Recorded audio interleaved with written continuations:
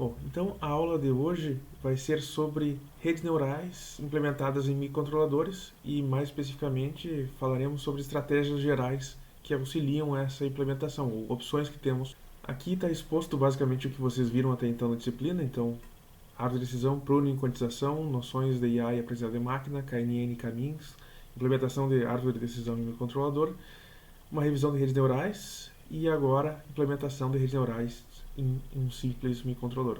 Aliás, uma rede neural simples em um microcontrolador. Os objetivos dessa aula vão ser, primeiro, revisar conceitos sobre complexidade. Isso vai nos ser especialmente interessante para o uso de memória e ver então a conversão de uma rede neural que foi feita inicialmente em software para firmware. Então, faremos isso através do Python para fazer o treinamento e depois, quando chegar o momento de implementar esta rede neural, converteremos para um firmware escrito em C, onde poderemos testar com um microcontrolador.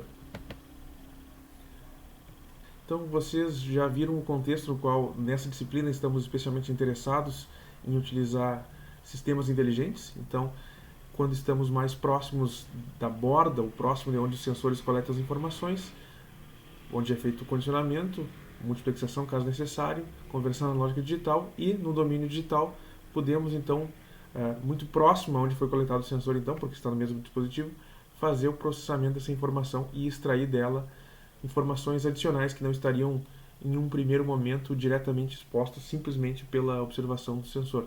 E o exemplo que já usei previamente com vocês é no caso de um microfone, ou um grupo de microfones, um array de microfones, servindo para, em contato com um modelo já treinado, identificar sons específicos que possam estar neste ambiente e então ter saídas que sejam, de alguma forma, detectores desse tipo de evento que se está buscando. E caso seja necessário, fazer já uma atuação na ponta. Desde algumas aulas atrás estamos trabalhando mais diretamente com microcontroladores, então aqui apenas listados alguns dos blocos que são disponíveis para que possamos fazer aplicações mais interessantes. E claro que fica o foco aqui no conversor analógico digital. Em alguns casos pode ser interessante também ter acesso a um conversor digital analógico, mas de todas as formas as portas como um todo serão úteis para nós trabalharmos com periféricos. E a memória, que é o nosso gargalo em recurso, vai estar disponível tanto internamente ao microcontrolador quanto possivelmente externamente, caso assim queiramos. Então esse vai ser um dos focos no qual a gente vai trabalhar com estes exemplos que vamos fazendo ao longo das aulas. Então, isso, apesar de ser algo mais utilizado em software para analisar a complexidade de algoritmos, pode ser utilizado por nós também para entendermos de forma geral como funciona o uso de recursos em hardware. Então aqui tem alguns cenários que podem se valer de alguma forma dessa análise. Por exemplo, no caso dos ASICs, né, dos chips que são feitos especificamente para uma aplicação, a gente pode avaliar como o aumento do número de neurônios de uma rede vai afetar a área e a potência disponível. Numa FPGA, o número de blocos lógicos utilizados, a velocidade máxima que poderemos ter no clock desse sistema, a memória utilizada e qualquer outro parâmetro que seja do nosso interesse. E no caso de um firmware, especificamente, quando a gente está trabalhando com microcontroladores, a gente pode entender qual que é a memória utilizada por esse sistema conforme aumenta a complexidade dele de forma geral, no caso mais direto de redes neurais, conforme aumenta o número de neurônios ou o número de camadas desses neurônios. Camadas de neurônios. Apenas para que tenhamos uma forma de analisar o crescimento do uso de recursos em função do aumento de algum parâmetro de entrada, vamos utilizar a notação Big O. E o que ela serve é para estabelecer qual é a taxa de crescimento máxima que existe em determinada função. Então, se quisermos analisar, por exemplo, como que o número de neurônios afetará a memória, no que diz respeito à memória utilizada para armazenar os pesos, a gente pode fazer não uma análise sobre qual especificamente vai ser a memória final utilizada, mas sim como crescerá a memória utilizada em função do aumento do número de neurônios. E isso ajuda a entender de alguma forma os trade-offs que existem na análise do espaço de projeto disponível numa rede neural, mas também para qualquer outra aplicação.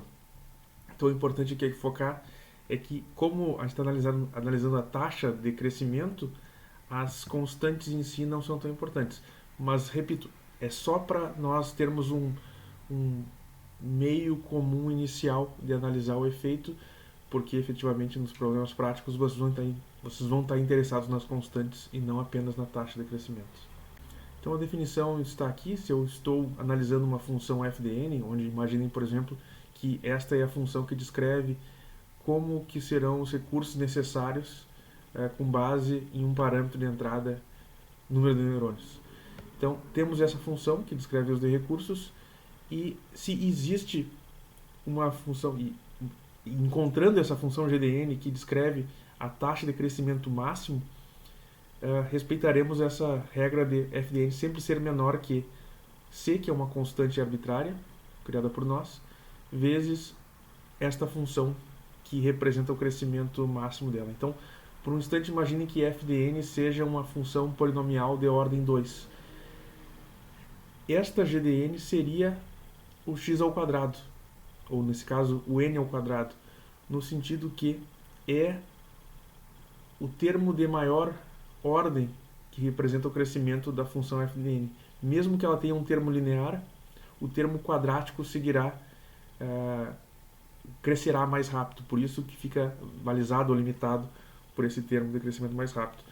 E como ele tem essa constante que é arbitrária, justamente para permitir que analisemos apenas a taxa de crescimento, então ficaria respeitada esta desigualdade aqui, mesmo que a componente linear tenha uma constante grande multiplicando ela. Ok, então com essa forma de analisar o crescimento, a gente pode falar então que este O de GDN, que é o Big O de GDN, ou a ordem de GDN, assim para entender o crescimento de uma determinada função. Bom, então apenas alguns exemplos. Uma ordem 1, no caso, não está sendo modificado nada em função do crescimento do número de entradas, que não vai acontecer nos nossos casos, né? Mas uma ordem linear aqui posta em verde, e depois n ao quadrado, 2 na n e 5 na n, mostrando como o crescimento acontece de forma mais rápida quando você está trabalhando com essas ordens maiores. Então considerem que vocês têm um caso de uma rede multilayer perceptron, que existe uma camada de entrada, uma camada ou mais camadas ocultas e uma camada de saída. E nesse caso específico existe apenas um neurônio na saída e uma camada escondida. Uma camada escondida aqui.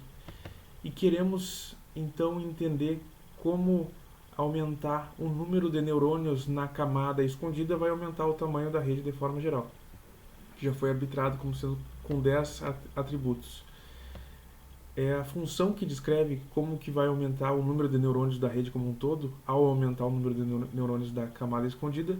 Como foi restrito a uma camada apenas, acaba sendo muito simples, né? Existem 10 neurônios de entrada, mais n, que são da camada escondida, mais 1, que é da camada de saída. Vamos visualizar isso em uns segundos. Esse site propicia desenhos rápidos de redes neurais, então facilita nesse momento que a gente quer entender como que vai ser o tamanho da rede final. Claro, nesse momento inicial, apenas contar neurônios fica muito simples, mas também para a gente entender de forma visual o que está acontecendo com o tamanho da rede. Então, o que foi passado no problema é que existem 10 neurônios de entrada, então, ou 10 atributos de entrada, poderia ser dito, já que estes neurônios de entrada são os placeholders da informação, de alguma forma, eles não são neurônios operacionais, não fazem processamento efetivamente. Temos estes 10 neurônios. Depois, este número aqui vai ser variável e temos um neurônio de saída. E basicamente o que aquela função está entregando é qual que vai ser o número total de neurônios conforme a gente aumente o tamanho desta camada escondida, o número de neurônios da camada escondida. Observem que conforme eu adiciono esses neurônios, o número de conexões aumenta bastante, mas o que é visto naquele instante, naquele momento ali que está sendo perguntado, é o número de neurônios, efetivamente. O espaço ocupado, supondo que, nesse caso, o neurônio ocupasse um espaço pré-determinado, mas não estivéssemos analisando as sinapses em si.